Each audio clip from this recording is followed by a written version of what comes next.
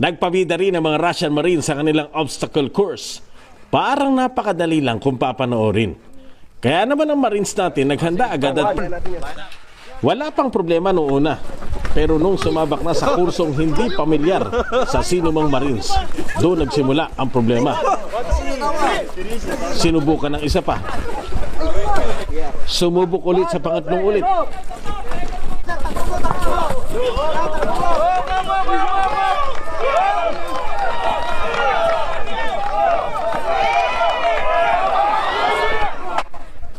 Masakit yung bagsak pero hindi umaray si Mendoza at hindi tumigil hanggang di nagagawa ang pinapagawa sa kanila.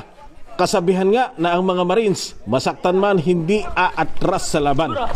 Lalong hindi mag-iiwanan, sisigurduhing lahat makakatawid. Napakadelikado ng ganyang maneuver kasi pag